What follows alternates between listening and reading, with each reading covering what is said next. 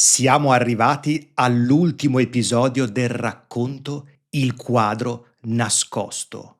Ho intitolato questo terzo e ultimo episodio Lui lo sapeva.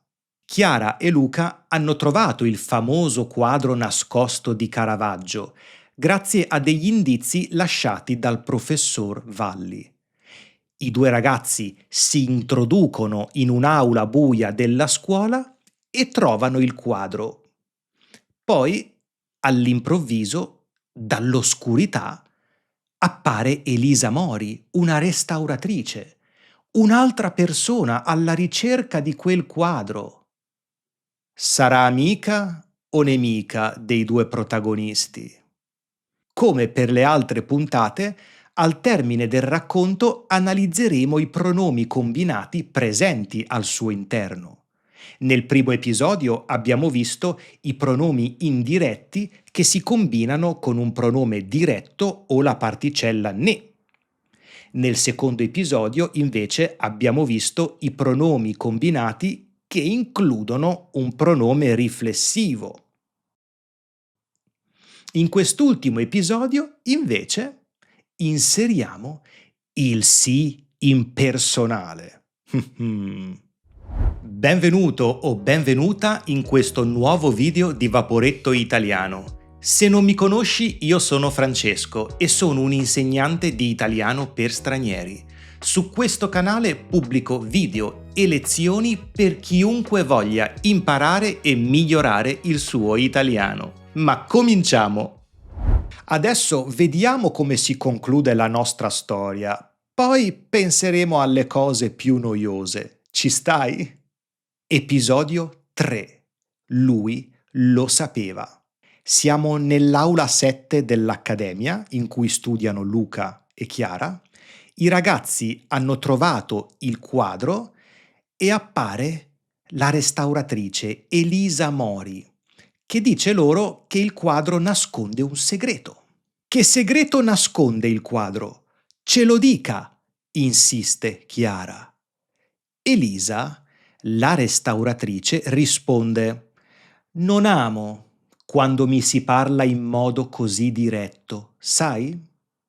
Poi porge una lente di ingrandimento a Chiara, la invita a osservare il quadro e dice: Osserva il volto dell'uomo nell'ombra, quello con il coltello in mano. Noti qualcosa? Chiara fissa il quadro. Un uomo con un coltello? Non lo vedo. Se si guarda il quadro da questa angolazione, lo si vede meglio, risponde Elisa. Eccolo, sì, aspetta. Sembra proprio il professor Valli. Esatto. Ovviamente non può essere lui, visto che il quadro risale al 1607. Quello è un antenato del professore, che gli assomiglia molto. Continuo a non capire, dice Chiara. Questo è un dipinto di Caravaggio, giusto? Continua Elisa. Ricordate che Caravaggio durante una lite uccise un uomo? Ranuccio Tomassoni? Se ne è parlato anche alla conferenza di lunedì scorso. C'eravate? Sì, risponde Chiara. Ecco, questo dipinto rappresenta proprio quell'omicidio. L'uomo di fianco alla vittima è Caravaggio stesso, mentre l'uomo con il coltello è Giacomo Valli, quindi un antico parente del professore. Un parente di Valli ha partecipato all'assassinio di Tommassoni? E perché il quadro si trova qui?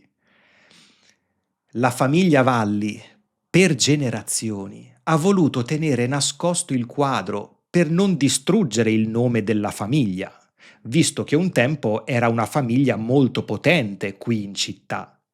Per questo lo hanno nascosto qui. Quando si ha una reputazione così, la si vuole proteggere. E cosa c'entra il professor Valli? Chiede Chiara. Lui voleva consegnare il quadro alle autorità e restituirla al pubblico. Dopotutto è un'opera originale di Caravaggio. I parenti del professore, però, non vogliono che si sappia che un loro antenato era un assassino. Vogliono tenere il quadro nascosto, a costo di uccidere il professore. Per questo Valli voleva che qualcun altro trovasse l'opera. Se un'altra persona la trova e la consegna alle autorità, lui è salvo.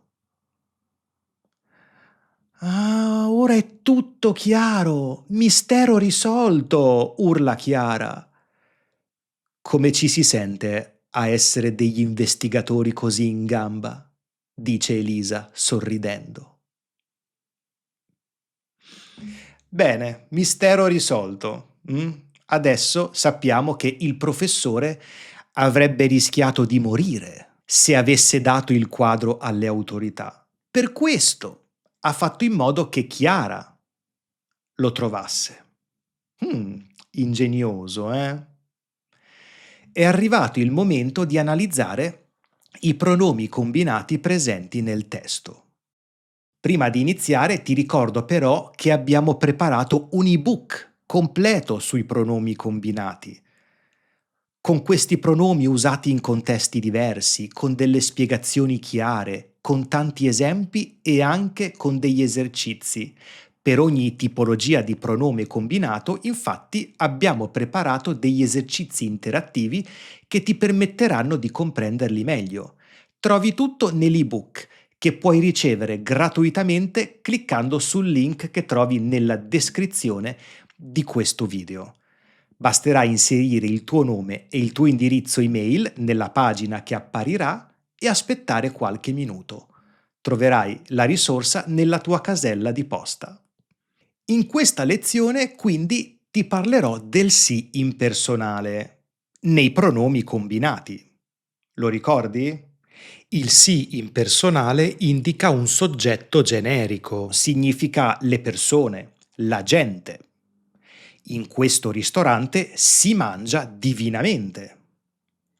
Con questo governo non si può mai stare tranquilli. Alla riunione condominiale si è parlato di molte cose. Come sicuramente ricordi, il sì impersonale è sempre seguito dal verbo alla terza persona, singolare. Nelle nostre frasi mangia, può. Il verbo può essere anche alla terza persona plurale se c'è un complemento oggetto plurale. Questo è il sì passivante. Quando si studia l'italiano non bisogna trascurare la pronuncia.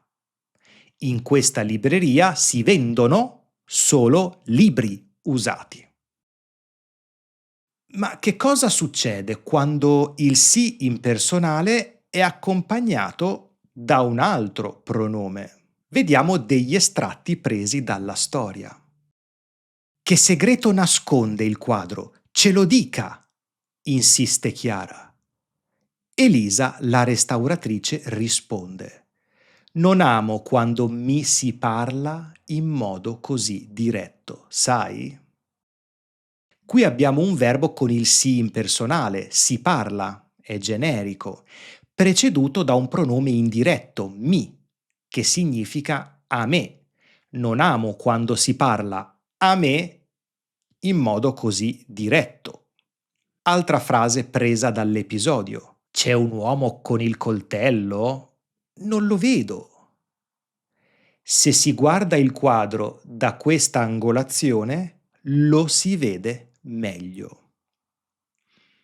Qui il sì impersonale è accompagnato da un pronome diretto, lo, che sostituisce l'uomo con il coltello. Si vede meglio l'uomo con il coltello. Oppure, quando si ha una reputazione così, la si vuole proteggere. Si vuole proteggere la reputazione. Lo ripeto sempre, lo so, ma sarebbe brutto dire quando si ha una reputazione così si vuole proteggere la reputazione. No, usiamo i pronomi per non ripetere qualcosa. Rivediamo le nostre frasi e ragioniamoci su. Non amo quando mi si parla in modo così diretto, sai? Se si guarda il quadro da questa angolazione, lo si vede meglio. Quando si ha una reputazione così, la si vuole proteggere. Come vedi, i pronomi diretti e indiretti si trovano prima del sì impersonale e rimangono invariati. Mi si parla così. E visto che l'argomento è tutt'altro che semplice, ecco degli altri esempi per te. L'italiano può essere difficile a volte, lo so. Non lo si impara in un mese. Lo sostituisce l'italiano, non si impara l'italiano in un mese. Tu risulti più simpatico se ti si conosce meglio. In passato mi si è detto che sono troppo asociale. Giulia non sopporta che le si dica cosa deve fare. Le significa a lei. I nostri studenti capiranno bene i pronomi combinati se gli si spiega tutto con ordine. Capiranno bene i pronomi se si spiega loro tutto con ordine. Gli significa a loro. Adesso però vediamo il sì impersonale che si combina con il ne. Non posso dimenticarmi del ne. Allacciamo le cinture perché ora arriva il bello. Ricordate che Caravaggio durante una lite uccise un uomo, Ranuccio Tomassoni? Se ne è parlato anche alla conferenza di lunedì scorso. Se ne è parlato. Anche qui abbiamo il sì impersonale con un verbo alla terza persona, al passato prossimo. Si è parlato. E il ne sostituisce dell'omicidio. Si è parlato dell'omicidio. Immagino che tu abbia già notato che il sì impersonale diventa se prima di un altro pronome. Tutti sanno che il gelato fa venire mal di pancia quando se ne mangia troppo. Ne di gelato. Bisogna imparare a chiedere aiuto quando se ne ha bisogno. Il sì impersonale quindi si trova prima del pronome ne e diventa se. Ultimo argomento della lezione, lo prometto. Che cosa succede quando il sì impersonale accompagna invece un verbo riflessivo che ovviamente include già un pronome sì alla terza persona? Si sveglia, si alza, si avvicina. Se aggiungiamo anche il sì impersonale, abbiamo due sì? Elisa dice: come ci si sente a essere degli investigatori così in gamba? In gamba significa capaci, bravi. Abbiamo detto che nella forma impersonale il verbo è alla terza persona. Quindi abbiamo il verbo sentirsi alla terza persona singolare. Si sente. In italiano non possiamo avere due pronomi uguali, vicini, quindi se aggiungiamo il sì impersonale, questo non rimane sì, ma diventa ci e si trova prima del pronome riflessivo, come ci si sente. Quando ci si sveglia presto, si ha più tempo da dedicare alle proprie passioni. In un posto così bello ci si rilassa e non si pensa ai problemi della vita. Bisogna pensare prima di dire certe cose, perché poi ci si pente di averle dette. Il verbo pentirsi alla terza persona singolare e il sì impersonale diventa ci. Quindi ci si pente, le persone si pentono di aver detto certe cose. Quindi oggi abbiamo visto il sì impersonale con i pronomi diretti o indiretti, che si trovano prima del sì impersonale. Abbiamo visto il sì impersonale con il ne, in questo caso il sì si trova prima della particella ne e diventa se ne parla sempre. E poi il sì impersonale con i verbi riflessivi. In questo caso il sì impersonale diventa ci e manteniamo il pronome sì di terza persona riflessivo. Difficile anche questa, però abbiamo concluso la nostra storia, abbiamo visto il motivo per cui il quadro era nascosto e abbiamo concluso l'argomento sui pronomi combinati.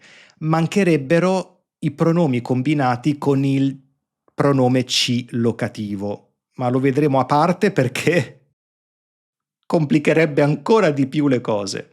Come sempre ti invito a esplorare anche gli altri video che ho fatto sull'argomento dei pronomi, diretti, indiretti, combinati, ci, ne. Ci sono quiz ed esercizi che ti aiuteranno a comprendere sempre meglio questo argomento e a fissare il loro uso. E ti invito anche a scaricare il nostro ebook sui pronomi combinati. Il link è nella descrizione. Grazie per la tua compagnia e ci vediamo al prossimo video, non al prossimo episodio perché la storia è conclusa.